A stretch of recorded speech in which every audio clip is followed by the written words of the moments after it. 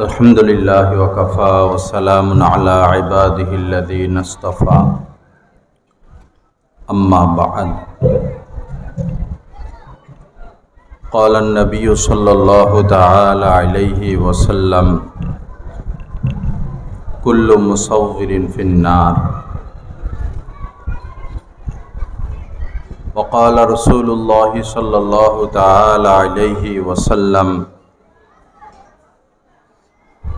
अला इन्न फिल जसदि लमुज़ग़ा इज़ा सलहत सलहल जसदु कुल्लु व इज़ा फसदत फसदल जसदु कुल्लु अला वहियल क़ल्ब औ कमा क़ाला अलैहिस्सलातु वस्सलाम।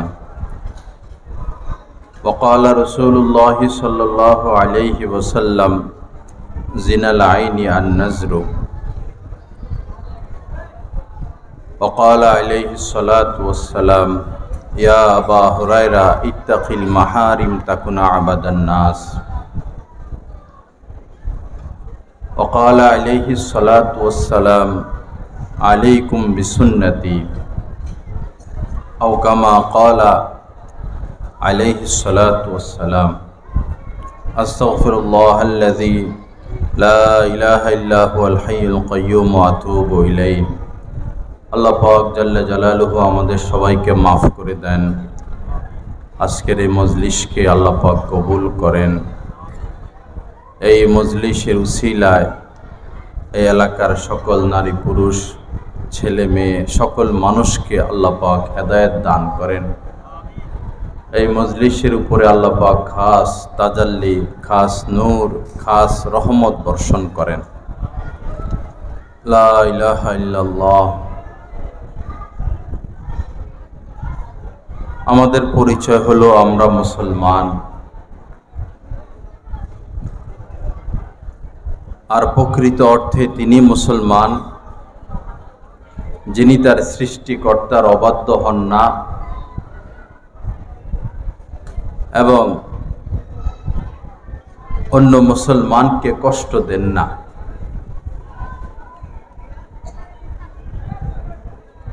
হাদিস শরীফের মধ্যে এসেছে আল মুসলিমু মান সালিমাল মুসলিমুনা মিন লিসানিহি ওয়া ইয়াদিহি। হুজুর পাক সাল্লাল্লাহু তাআলা আলাইহি ওয়াসাল্লাম ইরশাদ করেছেন, প্রকৃত মুসলমান ওই ব্যক্তি যার হাত দ্বারা, যার জবানের দ্বারা অন্য মুসলমান কষ্ট পায় না। কোরআনে কারীমের মধ্যে মহান আল্লাহ জাল্লা জালালুহু বলেছেন, ওয়ালা তামুতুন্না ইল্লা ওয়া আনতুম মুসলিমুন। মুসলমান না হয়ে কেউ মৃত্যুবরণ করো না। বোঝা গেল যদি আমরা খাঁটি মুসলমান না হই আর মৃত্যুবরণ করি তো আমাদের উপায় থাকবে না। চতুর্পাশে অনেক আওয়াজ, বয়ানের পরিবেশ বলতে গেলে নাই। মানুষের চলাফেরা, ছাত্রদের আওয়াজ, সাধারণ মানুষদের আওয়াজ, মাদ্রাসার বারান্দা, সিঁড়িতে, দ্বিতীয় তলায় অনেক শব্দ। এত শব্দের মধ্যে তো মজলিস সুন্দর হয় না। বাজারের আওয়াজ, কর্তৃপক্ষ দয়া করে আওয়াজ বন্ধ করে দিলে দিনী মজলিসের ফায়দা হবে, নূর হবে, বরকত হবে। শুধু শুধু মানুষ চলাফেরা উঠা বসা করে, শুধু শুধু এই রুমে যায়, সেই রুমে যায়, এদিকে যায়, সেদিকে যায়, কাজ ছাড়াই ঘুরে। আল্লাহ হেফাজত করেন, মজলিসকে শীতল করে দেন। যারা আছি ভাইরা বসে যাই, স্বেচ্ছাসেবক ভাইরা দিনী কথা বলা এবং শোনার মতো পরিবেশ সৃষ্টি করে দেয়। মানুষগুলো শুধুই ছোটাছুটি করতেছে। লা ইলাহা ইল্লাল্লাহ।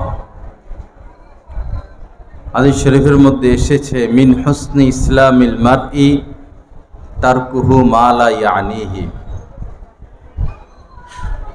ইসলামের মধ্যে একজন মুসলমানের সবচেয়ে বড় বৈশিষ্ট্য হলো অযথা কোনো কাজ সে করবে না, অযথা কোনো কথা সে বলবে না, বিনা প্রয়োজনে কোনো কথা বলবে না, বিনা প্রয়োজনে কোনো কাজ করবে না, বিনা প্রয়োজনে হাঁটামুটাও করবে না।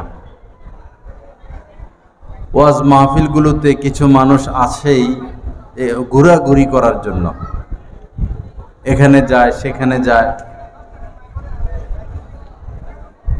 একজন মুসলমান তো অযথা কথা অযথা কাজ করতে পারে না। আল্লাহ আমাদেরকে হেফাজত করেন। হাকিমুল উম্মত হযরত মাওলানা আশরাফ আলী থানভী রহমতুল্লাহি আলাইহি হযরতের কিতাব কামালাতে আশরাফিয়ার মধ্যে একটি ঘটনা এসেছে। এক বুজুর্গ মানুষ, বাস্তবেই বুজুর্গ ছিলেন, এই হাদিসের উপর তার আমল ছিল। তিনি অযথা কথাও বলতেন না, অযথা কোনো কাজও করতেন না।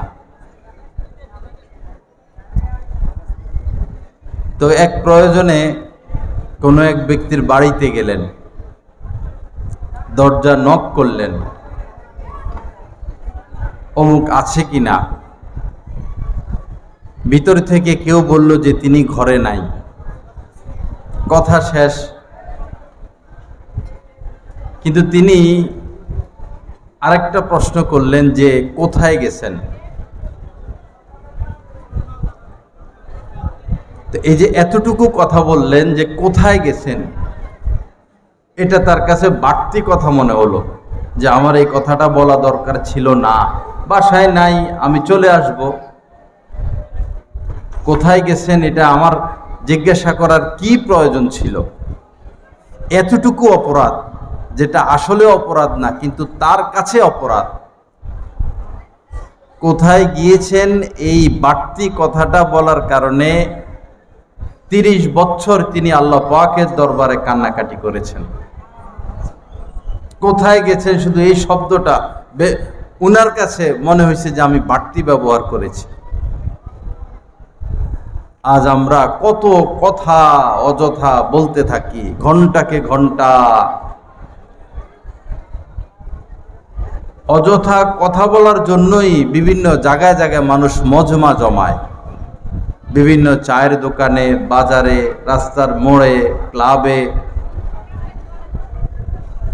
আড্ডা জমায়, শুধুই অযথা কথা অযথা কাজ। আল্লাহ হেফাজত করেন, আল্লাহ পাক সহি বুঝ দান করেন। যে আওয়াজ চতুর্দিক থেকে আসে, এটা আসলে দ্বীনি মজলিসে কথা বলার মতো পরিবেশ না। আল্লাহ পাক সবাইকে শান্ত করে দেন। যারা আসো যুবক ভাইরা বসে যাও, তালেবে ইলম বাবারা যারা আসো বসে যাও, হাঁটাহাঁটি করে কি লাভ? জুতার অনেক শব্দ আসতেছে। লা ইলাহা ইল্লাল্লাহ, লা ইলাহা ইল্লাল্লাহ, লা ইলাহা ইল্লাল্লাহ। আল্লাহ সবাইকে মাফ করে দেন। মাঝে মধ্যে বলা লা ইলাহা ইল্লাল্লাহ, মান ক্বালা লা ইলাহা ইল্লাল্লাহ দাখালাল জান্নাহ, কত বড় কথা। একজন ব্যক্তি যিনি জীবনে একবারও লা ইলাহা ইল্লাল্লাহ বলেন নাই, লা ইলাহা ইল্লাল্লাহর দাম কত। যিনি কখনো লা ইলাহা ইল্লাল্লাহ, এই যে কে ছবি তুলছে, এই ছেলেরা, নিষেধ করা হয়েছে না ছবি তুলতে? ওয়াজ মাহফিলে যদি হারাম কাজ চলতে থাকে তো মানুষ দিন শিখবে কোথায় থেকে?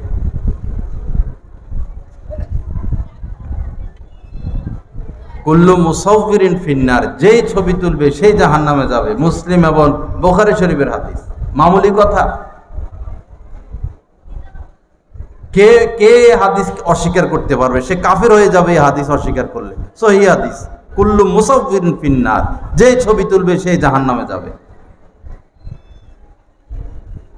কেন এই লোকেরা মাহফিলে আসে ছবি তোলার জন্য?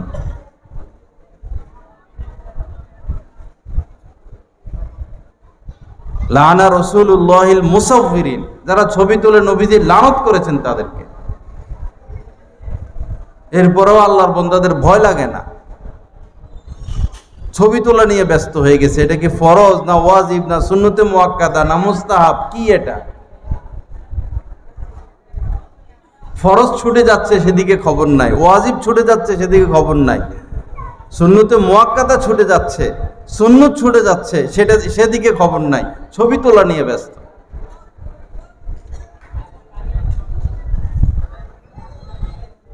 আল্লাহ পাক হেফাজত করেন, আল্লাহ পাক সহি বুঝ দান করেন, আল্লাহ পাক আমাদেরকে ছবির ফিতনা থেকে বাঁচার তৌফিক দান করেন। আল্লাহ রস্তে বাবা, এক এক সময় ফিতনা এক এক আকার ধারণ করে, বোঝা মুশকিল। যারা ফকিহ ফিদ্দিন তারা এগুলো বুঝেন। এই ছবির ফিতনা মারাত্মক ফিতনা।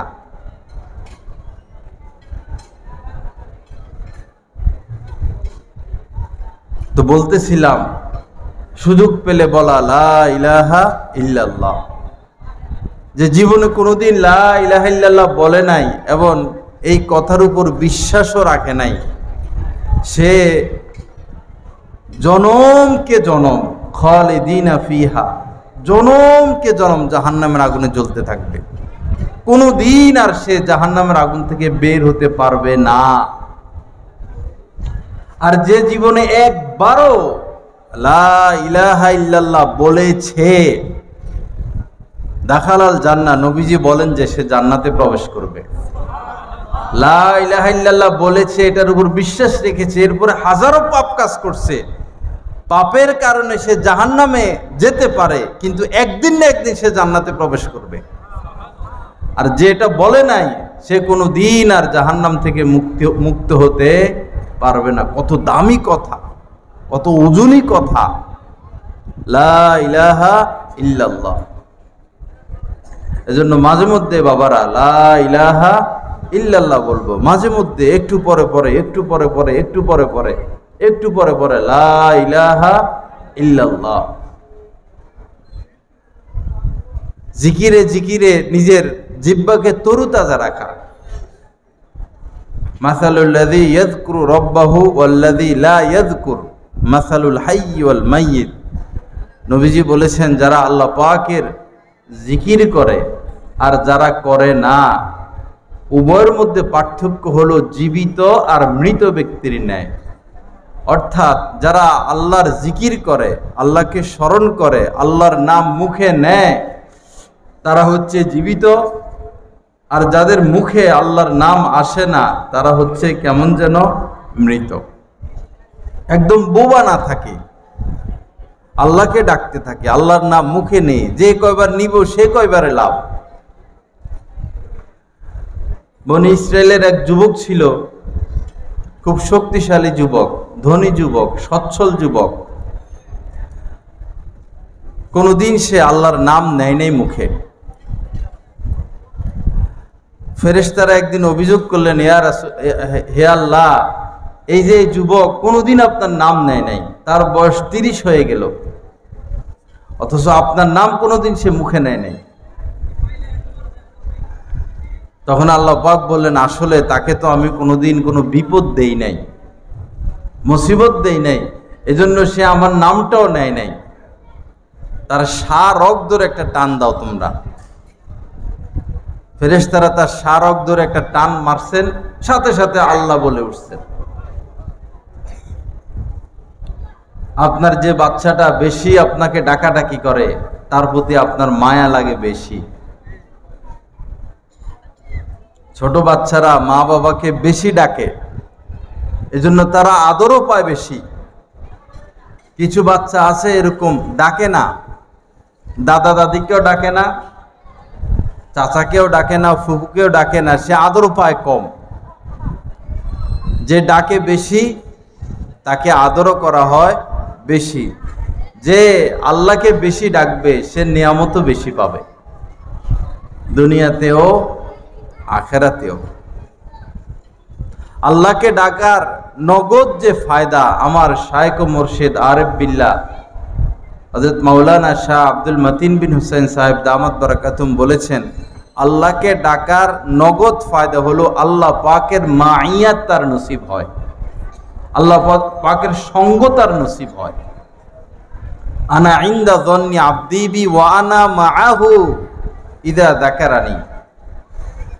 হাদিসে কুদসির মধ্যে আল্লাহ পাক বলেন, বান্দা যখন আমাকে ডাকে, আমাকে স্মরণ করে, আমি তখন তার সাথে থাকি। আল্লাহ পাকের মাইয়াত নসিব হয়, সঙ্গ নসিব হয়। এবং কোরআনে কারীমের মধ্যে আল্লাহ পাক বলেছেন, ফাযকুরুনি আযকুরুকুম, তোমরা আমাকে স্মরণ করো, আমিও তোমাদেরকে স্মরণ করব। কত বড় কথা যে তোমরা আমাকে স্মরণ করো, তাহলে আমিও তোমাদেরকে স্মরণ করব। এজন্য ভাইরা, মাঝে মধ্যেই আল্লাহকে ডাকা, কখনো আল্লাহ বলা, কখনো সুবহানাল্লাহ, কখনো আলহামদুলিল্লাহ, কখনো লা হাওলা ওয়ালা কুওয়াতা ইল্লা বিল্লাহ, কখনো আস্তাগফিরুল্লাহ, জিকিরে ফিকিরে থাকা, অধিক হারে জিকির করা। আল্লাহ পাক আমাদের সবাইকে তৌফিক দান করেন। আল্লাহ পাক আমাদেরকে গুনাহমুক্ত জিন্দেগি নসিব করেন। আল্লাহ পাক আমাদেরকে মানুষের মতো মানুষ হওয়ার তৌফিক দান করেন। তা আমার ভাইরা, মুসলমান মানি হলো যার দ্বারা অন্য মুসলমান কষ্ট পায় না, সেই মুসলমান। এখন মনে করেন এখানে মাহফিলের প্যান্ডেলের পাশে অনেক জুতা রাখা আছে আপনাদের, যার ভিতরে আল্লাহর ভয় আছে, তাআল্লুক মা আল্লাহর দৌলত আছে, তাকওয়ার দৌলত আছে, সে কাহারও জুতার উপরে পাড়া দিবে না। যার ভিতরে আল্লাহর ভয় আছে, তার মধ্যে সবসময় এক সচেতনতা কাজ করে, আমার দ্বারা যেন গুনাহ না হয়, আমার দ্বারা যেন সুন্নতের খেলাফ কোনো কাজ না হয়, আমার দ্বারা যেন কোনো মানুষ কষ্ট না পায়, কোনো মাখলুক কষ্ট না পায়। যে তাকওয়ার দৌলত হাসিল করেছে, বিশেষভাবে যে তাআল্লুক মা আল্লাহর দৌলত হাসিল করেছে, এমন জীবন আমাদেরকে গড়তে হবে যে আমার দ্বারা কেউ কষ্ট পাবে না। নবীজি রাত্রিবেলা যখন ঘরে প্রবেশ করতেন, আস্তে আস্তে আস্তে দরজা খুলতেন। যদি আম্মাজান ঘুমে থাকেন, আস্তে গিয়ে শুয়ে পড়তেন। তাহাজ্জুদের জন্য উঠতেন, আস্তে উঠতেন, কষ্ট দিতেন না। কিন্তু কিছু মানুষের স্বভাবই এমন হয়ে গেছে, অন্যকে কষ্ট দেওয়া।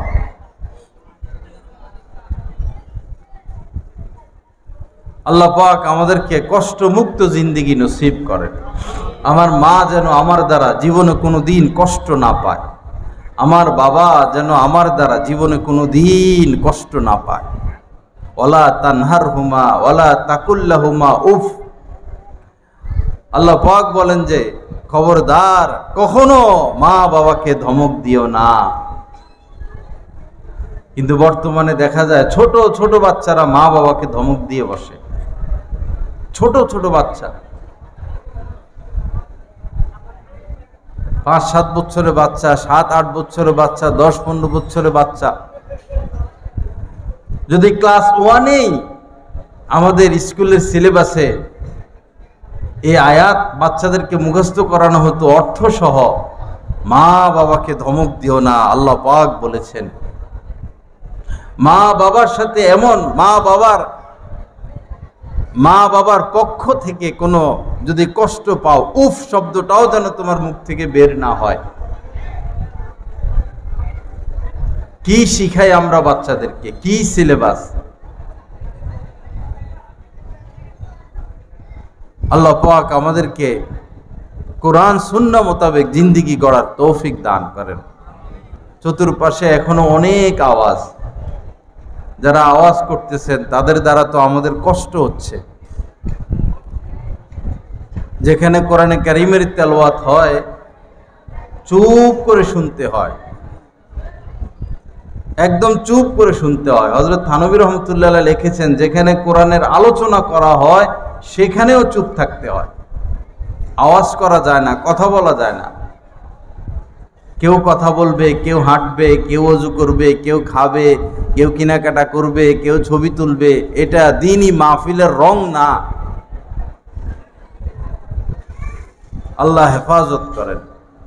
আল্লাহ পাক আমাদেরকে আমলের তৌফিক দান করেন।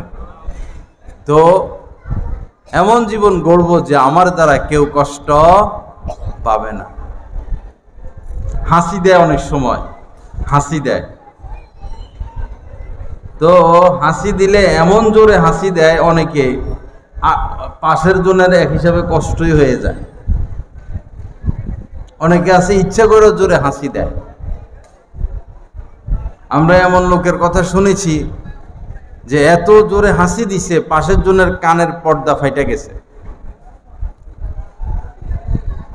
হাসি দিব, হাসি আসলে হাসি তো দিতে হবে, সাউন্ডকে কন্ট্রোল করা যেন অন্যের কষ্ট না হয়।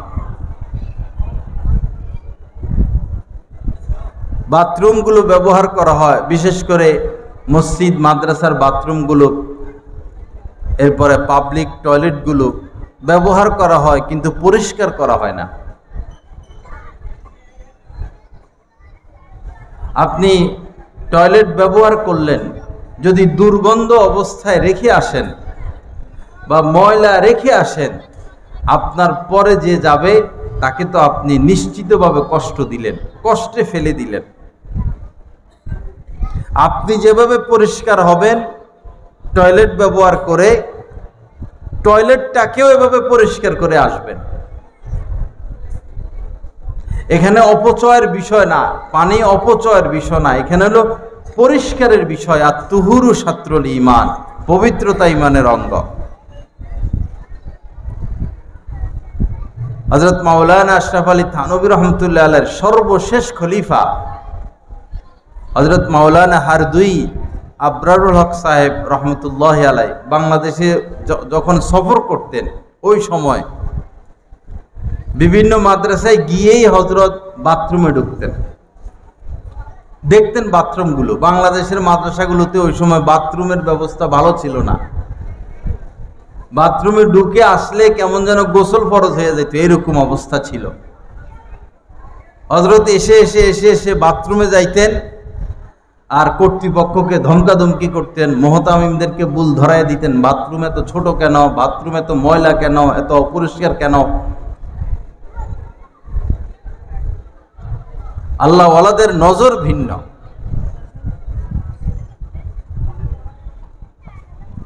আমার শায়েখের সাথে আমরা লক্ষ্মীপুর এক সফরে ছিলাম। তো দাওরা হাদিস মাদ্রাসা, তো আমরা হাঁটতেছি মাদ্রাসার বাহিরে। হযরত বলতেছেন বদবু আসতেছে কোথায় থেকে, আমাদের কারো কাছে লাগলো না, আমরা টেরও পাইলাম না। হযরত বলতেছেন দুর্গন্ধ আসতেছে কোথায় থেকে। পরে দেখা গেল যে ঠিকই খোলা প্রস্রাবখানা। খোলা প্রস্রাবখানা, একটা প্রস্রাবখানা যদি খোলা থাকে চতুর্দিকে গন্ধ ছড়াইতে থাকে। এজন্য ওলামা ইকরাম বলেন যে বর্তমানে খোলা প্রস্রাবখানা করা ঠিক না, বিশেষ করে মসজিদ মাদ্রাসায় আবদ্ধ রাখা চাই যেন দুর্গন্ধ না ছড়ায়। কোনো কোনো মসজিদে তো এমন অবস্থা, দক্ষিণ পাশে প্রস্রাব পায়খানা, বাথরুমের ব্যবস্থা দক্ষিণ পাশে, আর বাতাসে সমস্ত গন্ধগুলো মসজিদের ভিতরে ঢুকিয়ে দেয়। যেখানে দুর্গন্ধ থাকে সেখানে জিক্রুল্লাহ নিষেধ, আল্লাহর নাম নেওয়া নিষেধ। মসজিদ সংলগ্ন যদি বাথরুম করতে হয়, এটা উত্তর পাশে করা, এবং এই দিক দিয়ে কোনো দুর্গন্ধ আসার কোনো ব্যবস্থা যেন না থাকে। এবং অবশ্যই মসজিদ মাদ্রাসার বাথরুমগুলোতে এক্সস্ট ফ্যান লাগানো, কারণ এগুলো ব্যবহার হয় বেশি। যে বাইতুল খালাগুলো ব্যবহার হবে বেশি, এগুলোতে অবশ্যই এক্সস্ট ফ্যান রাখা জরুরি, তখন দুর্গন্ধটা বের করে টেনে সে বের করে দিবে। নবীজি এমন ছিলেন যে যে রাস্তা দিয়ে নবীজি হেঁটে যাইতেন, নবীজির শরীর মোবারক থেকে সুঘ্রাণ ছড়াইতে থাকত, সুগন্ধ। নবীজি কোথায় গিয়েছেন কেউ কাউকে জিজ্ঞাসা করা লাগতো না। সাহাবায়ে কেরাম এই গ্রাণ শুকে শুকে নবীজিকে খুঁজে বের করে ফেলতে পারতেন, যে নবীজি এই রাস্তা দিয়ে গেছেন বা ওই রাস্তা দিয়ে গেছেন। নবীজির নিকট 3 জিনিস প্রিয় ছিল: নামাজ, খুশবু, এর মধ্যে একটা খুশবু তিনি পছন্দ করতেন। এক তো নবীজির শরীর মোবারক থেকে যে ঘাম বের হতো, এই ঘামই ছিল দুনিয়ার শ্রেষ্ঠতম খুশবু। ওহী যখন নবীজির উপরে নাজিল হতো তো নবীজি ঘামিয়ে যাইতেন ওহীর মর্যাদার কারণে। ওহী অনেক ভারী। অনেক সময় আম্মাজান আয়েশা সিদ্দিকা রাদিয়াল্লাহু তাআলা আনহার কোলে নবীজি শোয়া থাকতেন, ওই সময় ওহী নাজিল হতো। আম্মাজান বলতেন যে আমার মনে হইতো যে আমার হাড্ডি ভেঙে চুরমার হয়ে যাচ্ছে, ওহী এত ভারী। উটের উপরে বসা অবস্থায় যদি ওহী নাজিল হইতো, উট বসে যাইতো, বরদাস্ত করতে পারতো না। তো ওহী নাজিল হওয়ার সময় নবীজি ঘামাইতেন, আম্মাজান আয়েশা ওই ঘাম সংরক্ষণ করতেন, পরে আতরের সাথে মিক্স করে সেটা সবাই ব্যবহার করতেন। নবীজির ঘাম মুবারকে ছিল খুশবু, এরপরেও নবীজি খুশবু ব্যবহার করতেন।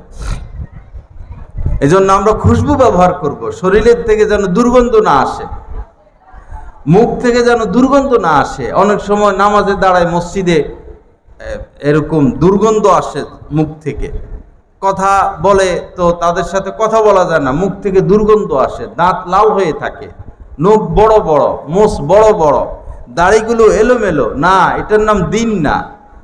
অনেকে মনে করে যে দাড়ি যত লম্বা হবে তত সওয়াব বেশি। না, দাড়ি এক মুষ্টির পর কেটে ফেলা। এক মুষ্টি হইল তো বাস। এখন হযরত আব্দুল্লাহ ইবনে ওমর রাদিয়াল্লাহু তাআলা আনহু এরপরে দাড়ি কেটে ফেলতেন। একটা সৌন্দর্যতা আছে। অনেক ভাইরা মোষ রাখে এত বড় বড় যে এই ঠোঁটের উপরে চলে আসে, তখন এটা মাকরু হয়ে যায়। মোষ এইভাবে ছোট করে রাখা, কেচি দিয়ে কেটে, আর যদি রাখতে হয় এই ঠোঁটের উপরে যেন না আসে।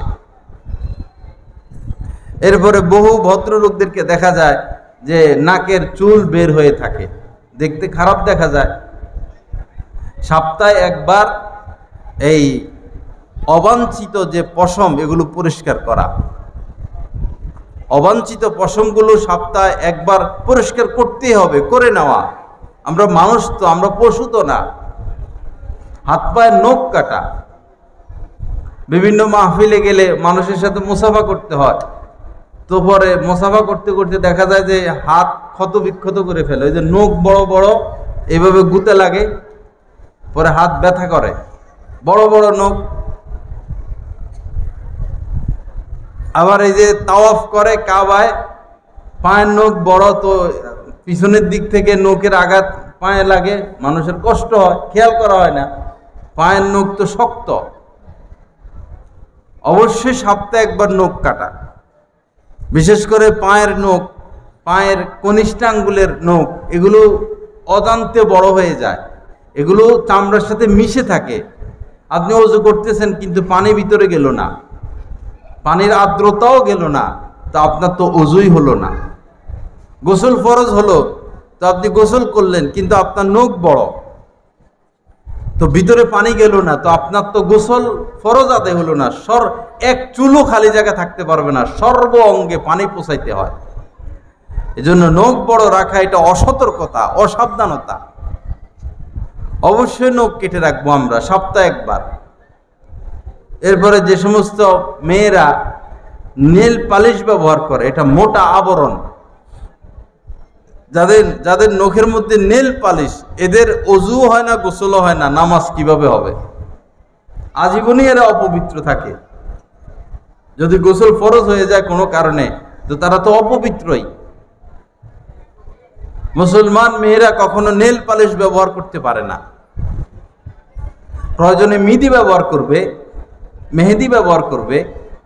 মেহেদি পায়েও ব্যবহার করা যায়, পায়ের নখে ব্যবহার করলো, পায়ে লাগাইলো, হাতে লাগাইলো, হাতের নখে লাগাইলো। মেয়েরা, পুরুষরা না। আমরা ছোটকালে দেখতাম যে বিয়ে হয় তো বিয়ের দিন, বিয়ের আগের দিন ছেলের হাতেও মেহেদি লাগায় আর মেয়ের হাতেও মেহেদি লাগায়, ছেলের হাতেও মেহেদি লাগায়। না, ছেলেরা মেহেদি লাগাবে না, মেহেদি মেয়েদের জন্য। বর্তমানে তো বিয়ে শাদিতে গায়ে হলুদ বের হয়েছে, গায়ে হলুদের দিন এই মেয়েকে এই এলাকায় কি নিয়ম আমাদের জানা নাই, মেয়েকে এরকম বসায়া দেয়, গান বাজনার ব্যবস্থা করে, এরপরে ছেলেরা আসে, মেয়েরা আসে, ছবি তোলে, ভিডিও করে, হলুদ লাগায়, মেহেদি লাগায়। কি অশ্লীলতা, কি বেহায়াপনা, কি নগ্নতা!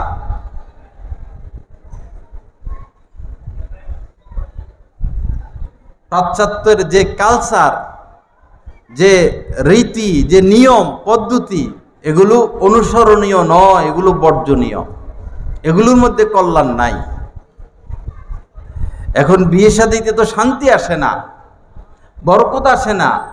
বিয়ের মাধ্যমে তো ঘরে বরকত আসবে, নূর আসবে, রহমত আসবে, অশান্তি দূর হবে। কেমন যেন বিয়ের দ্বারা এখন ঘরে আগুন লাগে, অশান্তি, পেরেশানি, যুদ্ধ, মহাযুদ্ধ। বিয়ের ক্ষেত্রে দিনকে প্রাধান্য দেওয়া হয় না। এক একটা মুসলমানের বিয়ের মধ্যে 80-90%, 80-90 কাজী হিন্দু আনা, বিজাতি কৃষ্টি কালচার। আল্লাহর হস্তে এগুলো আমরা বর্জন করব, না হলে নূর পাবো না। গেট থেকে বাড়ি পর্যন্ত ঝাড়বাতি লাগায়, কত কিছু যে করে, এক এক এলাকায় এক এক নিয়মে। ইন্না আযমান নিকাহি বারাকা আইসারহু মাউনা। নবীজি বলেছেন, যে বিয়েতে খরচ যত কম, সেই বিয়েতে বরকত তত বেশি। ইন্না আযমান নিকাহি বারাকা আইসারহু মাউনা। যেই বিয়েতে খরচ যত কম, সেই বিয়েতে বরকত তত বেশি। বিয়ে শাদীর মধ্যে ব্যাপকভাবে সুন্নতের খেলাফ আমরা যে কাজটা শুরু করেছি, সেটা হলো বিয়ের দিন মেয়ের বাড়িতে খাওয়া দাওয়া, বৌভাত। এখানে বড় বড় উলামায়ে কেরাম বসা আছেন। অলিমা করবে ছেলে, আউলিম মলাও বিশাতিন। নবীজি বলছেন, একটা বকরি হলেও অলিমা করাও। অলিমা ছেলে করবে, ছেলের বাড়িতে, বিয়ের দিন হোক, বিয়ের পরের দিন হোক, খাওয়া দাওয়া ছেলের বাড়িতে। মেয়ের বাড়িতে কোনো খাওয়া দাওয়া নাই, কোনো খাওয়া দাওয়া নাই মেয়ের বাড়িতে। না 10 জন মেহমান, না 5 জন মেহমান, না 50 জন মেহমান। মেয়ের বাড়িতে বিয়ে হবে, মসজিদে বিয়ে হবে, মেয়ের বাবা খেজুরের ব্যবস্থা করবে, খেজুর হাতে হাতে দিয়ে দিবে বা ছিটিয়ে দিবে, মেয়ে নিয়ে, কনে নিয়ে, বৌমা নিয়ে বাড়িতে চলে আসবে, শেষ। মেয়ের বাড়িতে খাওয়া দাওয়া, এটা কোন উলামায়ে কেরাম রেওয়ায়েজ বলেছেন, কেউ রুসুম বলেছেন, কেউ বেদাত পর্যন্ত বলে বসেছেন, ফতোয়া দিয়েছেন যে এটা বেদাত। আল্লাহ পাক সহি বুঝ দান করেন, আল্লাহ পাক সুন্নত মোতাবেক আমাদেরকে জীবন গড়ার তৌফিক দান করেন। সুন্নতের বাহিরে কোনো নূর নাই, সুন্নতের বাহিরে কোনো বরকত নাই, সুন্নতের বাহিরে কোনো সুন্দর নাই, সুন্নতের বাহিরে কোনো আরাম নাই, কোনো শান্তি নাই, কোনো আনন্দ নাই। সুন্নতের মধ্যেই সব কিছু। একটা বিয়ে শাদী গুরুত্বপূর্ণ বিষয়। এখানে আমাকে আপনাকে শুরু থেকে শেষ পর্যন্ত সুন্নতকে প্রাধান্য দিতে হবে। মেয়ে দেখতে যায়, ছেলের বাবা যায়, বিয়ে করবে ছেলে, মেয়ে দেখতে যায়, ছেলের বাবা, ছেলের বন্ধু, ছেলের মামা, ছেলের চাচা, ছেলের বন্ধু বান্ধব, না, সবার জিনের গুনাহ হবে, সবার জিনের গুনাহ হবে। মেয়েকে দেখার অনুমতি কেবলমাত্র ছেলের আছে, শুধু ছেলে দেখবে, তাও চেহারাটা দেখবে শুধু। এরকম হয় দেশ গ্রামে, মেয়েকে হাঁটায়, এই গরু কিনতে যায় না বাজারে, গরুরে হাঁটায়, এই করে সেই করে। আশরাফুল মাখলুকাত, তার একটা সম্মান আছে, মর্যাদা আছে। ওয়ালাকাদ কাররামনা বানি আদামা, আদমের সন্তানকে আল্লাহ পাক সম্মান দিয়েছেন। যাইয়া চুল দেখে, এরপরে আরো কত কিছু করে। শুধু ছেলে মেয়ে দেখবে, শুধু চেহারা দেখবে, আর হাতের তালু দেখা গেলে হাতের তালু দেখবে, এতটুকু। ছেলের সাথে ছেলের কোনো বন্ধু থাকবে না, বাবা থাকবে না, মামা থাকবে না, চাচা থাকবে না। হ্যাঁ, ছেলের বোন থাকতে পারে, ছেলের মা থাকতে পারে, মহিলারা থাকতে পারবে। আপনাদের দেশে কি নিয়ম আমি জানি না, কিন্তু ব্যাপকভাবে এই অন্য লোকেরা গিয়ে এরপরে যেই দিন মেয়েকে দেখে ইচ্ছা মোতাবেক মেয়ের ছবি তুলে নিয়ে আসে, মেয়েও বাধা দেয় না। পরে ফিতনার সৃষ্টি হয়, ফিতনার আশঙ্কা হয়। বাজিতপুরের এদিকে এরকম একটা মেয়েকে দেখছে, আমার চিনা জানা, পরে এরকম ছবি তুলে নিয়ে আসছে। মেয়ে ডাক্তার, বিয়ে পাকাপাকি, ছেলেও ধনী মানুষ, মেয়েও ধনী। পরে মেয়ে পক্ষ জানতে পারলো যে ছেলে নেশা করে।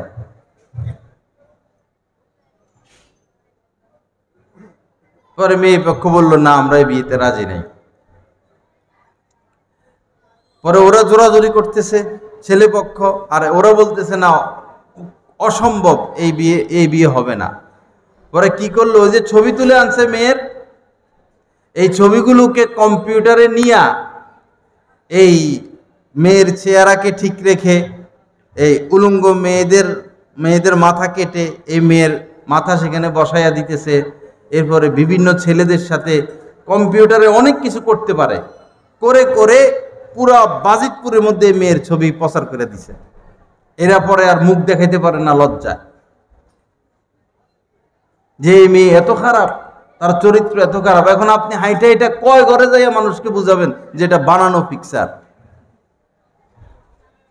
এই ছবির ফিতনা থেকে আল্লাহর রাস্তে আমরা বেঁচে থাকি, আল্লাহ আমাদেরকে হেফাজত করেন।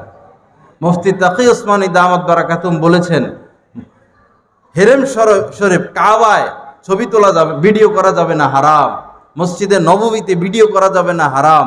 কোনো মসজিদ, কোনো মজলিস, ওয়াজ মাহফিলে ভিডিও নিষেধ, হারাম।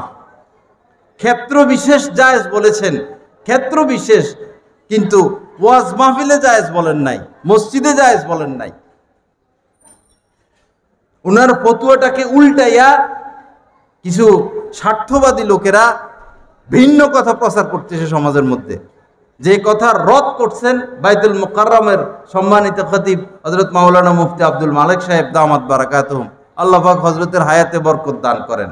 প্রথম জুমার দিনে তিনি নিষেধ করছেন কেউ ছবি তুলবেন না।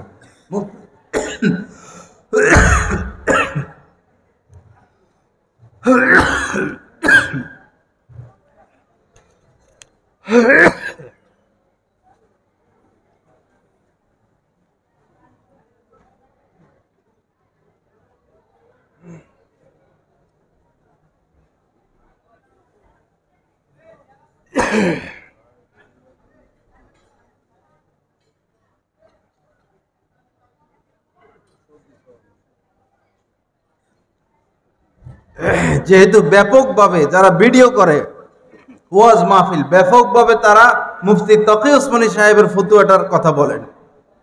এজন্য মুফতি তকি ওসমানী সাহেবের খাস ছাত্র শীর্ষক মুফতি আব্দুল মালিক সাহেব বাইতুল মুকাররমের মিম্বরে বসেই এ কথা বলেছেন যে মুফতি তকি ওসমানী সাহেব মসজিদে ভিডিও করতে নিষেধ করেছেন, ওয়াজ মাহফিলে ভিডিও করতে নিষেধ করেছেন।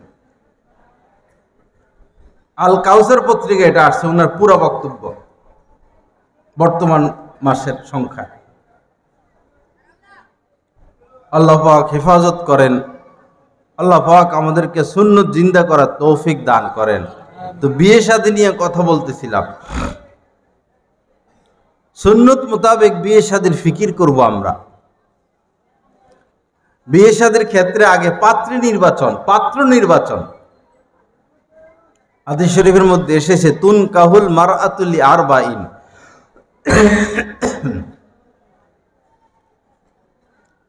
চার কারণে মেয়েদেরকে বিবাহ করা হয়, চারটি বিশেষ কারণে। লিমালিহা, কেউ মাল দেখে বিবাহ করে। অলি জামালিহা, কেউ সৌন্দর্য দেখে বিবাহ করে। অলি হাসাবিহা, কেউ বংশ মর্যাদা দেখে বিবাহ করে। অলি দীনিহা, কেউ দিনদারি দেখে বিবাহ করে। নবীজি বলেন ফাযফার বিদাতি দ্বীন তারিবাত ইয়াদাক, ওরে কপাল পোড়া, যদি তুমি দাম্পত্য জীবনে, বৈবাহিক জীবনে সুখী হতে চাও তো দিনকে প্রাধান্য দাও। বংশীয় মর্যাদাকে নয়, সৌন্দর্যতাকে নয়, টাকা পয়সাকে নয়, দিনকে প্রাধান্য দাও। দিনকে প্রাধান্য দেওয়ার পর যদি ওগুলো চলে আসে, আলহামদুলিল্লাহ, নূরুন আলা নূর। কিন্তু প্রাধান্য দিতে হবে দিনকে। আল্লাহ পাক আমাদেরকে কবুল করেন, পাত্র পাত্রীর ক্ষেত্রে সঠিক সিদ্ধান্তে পৌঁছার তৌফিক দান করেন। অনুরূপভাবে আপনি আপনার মেয়েকে বিবাহ দিবেন, আপনার বোনকে বিবাহ দিবেন, এখানেও ছেলের দিন দেখবেন। যেই ছেলে আল্লাহর হুকুম মানে না, যেই পাত্র নবীর সুন্নত মোতাবেক চলে না, সেই ছেলে কোনোদিন আপনার মেয়ের হক পুরোপুরি আদায় করতে পারে না। যার ভিতরে আল্লাহর ভয় নাই, সে তার স্ত্রীর হক পুরোপুরি কোনোদিন আদায় করবে না। যার ভিতরে আল্লাহর ভয় আছে, সে হাজার কষ্ট সহ্য করে হলেও স্ত্রীর হক সে আদায় করবে। যে নামাজ পড়ে না, যে সুদ খায়, যে ঘুষ খায়, যে মিথ্যা কথা বলে, যে শেপ করে, যে গীবত করে, যে ফাসেক, যে পাপে লিপ্ত, সে নারীর মর্যাদা কি বুঝে? সে স্ত্রীর মর্যাদা কি বুঝে? তার কানে তো এই আয়াত পৌঁছায় নাই, ওয়া আশিরুহুন্না বিল মারুফ। আল্লাহ পাক বলেছেন তোমাদের স্ত্রীদের সাথে সর্বোত্তম আচরণ করো। হুন্না লিবাসুল লাকুম ওয়া আনতুম লিবাসুল লাহুন্না। তোমাদের স্ত্রীরা তোমাদের পোশাক, তোমরাও তাদের পোশাক। কি সুন্দর কথা। ইস্তাসু বিন নিসাই খাইর। আল্লাহ রাসূল আমাদেরকে নসিহত করতেছেন, শুনো, আমার একটা নসিহত শুনো, যে তোমাদের স্ত্রীদের সাথে তোমরা ভালো আচরণ করো। কত কথা কোরআন হাদিসে এই স্বামী স্ত্রী সংক্রান্ত। আল্লাহ পাক আমাদের সবাইকে আমাদের স্ত্রীদের সাথে ভালো আচরণ করার তৌফিক দান করেন। বাবা, এরা মহিলা নাকিসাতুল আকল, এবং এদেরকে বাঁকা হাট দ্বারা তৈরি করা হয়েছে।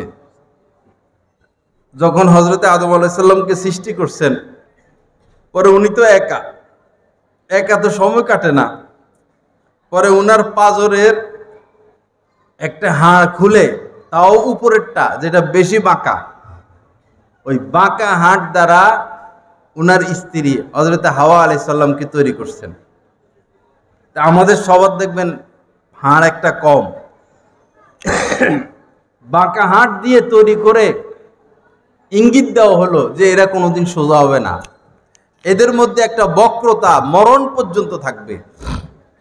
ছাগলকে দেখবেন যদি আপনি ডাইন দিকে টানেন, এ চলে যাবে বাম দিকে, উল্টা। এজন্য সকল নবী রাসূলের দ্বারা আল্লাহ পাক ছাগল পালাইছেন, যেন উম্মত পরিচালনার যোগ্যতা তাদের মধ্যে আসে। আমার স্ত্রী, আপনার স্ত্রী, আজীবন তাদের মধ্যে একটা বক্রতা থাকবে। এই বক্রতা আমাদেরকে মেনে নিতে হবে। বেশি, নবীজি বলছেন, বেশি টাইট দিবা, তারা সোজা করার জন্য বেশি টাইট দিবা তো ছিঁড়ে যাবে, তার মানে তালাক হয়ে যাবে। আবার বেশি লুজ দিয়ে দিবা, তাহলে বাঁকা হাড় আরো বাঁকা হয়ে যাবে। আল্লাহ পাক আমাদেরকে সহি বুঝ দান করেন। আল্লাহ পাক আমাদেরকে পারিবারিক জীবনে সুখ শান্তির সাথে জীবন গড়ার তৌফিক দান করেন। এক হাদিসে নবীজি বলেছেন, খিয়ারুকুম খিয়ারুকুম লিনিসাইকুম।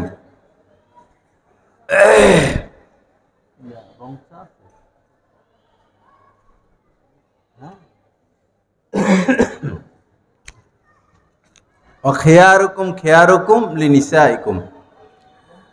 নবীজি বলেছেন যে তোমাদের মধ্যে যে তার স্ত্রীর কাছে ভালো, সে আমার কাছেও ভালো। আল্লাহ পাক আমাদের সবাইকে আমাদের স্ত্রীদের সাথে ভালো আচরণের তৌফিক দান করেন। পাশাপাশি স্ত্রীদেরকে বলেছেন, আমি কথা শেষ করে দিচ্ছি 2 মিনিট। নবীজি বলেছেন যে ইযা দাআর রাজুলু জাওজাতাহু লিহাজাতিহি ফালতাতিহি ওয়া ইন কানাত আলা তান্নুর। স্বামী যদি তার প্রয়োজনে স্ত্রীকে ডাকে, স্ত্রী যদি রান্নাবান্নার কাজেও ব্যস্ত থাকে, সাথে সাথে সে স্বামীর ডাকে সাড়া দিবে, স্বামীর প্রয়োজন মিটাবে। এবং সতী নারীর আলামত নবীজি 3টি বলেছেন। সৎ নারীর আলামত, আর দুনিয়া কুল্লুহা মাতা ও খয়রু মাতা ইদ দুনিয়াল মারআতু সালেহা। দুনিয়াতে কুঠি কুঠি নিয়ামত, শ্রেষ্ঠতম নিয়ামত হচ্ছে নেককার নারী। নেককার নারীর 3 আলামত নবীজি বলেছেন। ইদা নাজারা ইলাইহা সাররাতহু, স্বামী যখন স্ত্রীর দিকে তাকাবে স্ত্রী স্বামীকে খুশি করে দিবে। ওয়া ইদা আমারাহা আতাআতহু, আর স্বামী যখন স্ত্রীকে কোনো নির্দেশ দিবে স্ত্রী এটা মানবে। ওয়া ইদা গাবা আনহা হাফিজাতহু, আর স্বামী যখন স্ত্রীর থেকে দূরে কোথাও যাবে তো স্ত্রী নিজেকেও হেফাজতে রাখবে, অর্থাৎ নিজের সতীত্বের হেফাজত করবে এবং স্বামীর মালের হেফাজত করবে। এই 3টা হচ্ছে নেককার নারীর আলামত। যা কিছু আলোচনা হলো, আল্লাহ পাক জাল্লা জালালু আমাদের সবাইকে দিল থেকে এই কথাগুলো মেনে নেওয়ার তৌফিক দান করেন। ওয়া আখিরু দাওয়ানা আলহামদুলিল্লাহি রাব্বিল আলামিন ওয়া সাল্লাল্লাহু আলা নবিয়িল কারীম।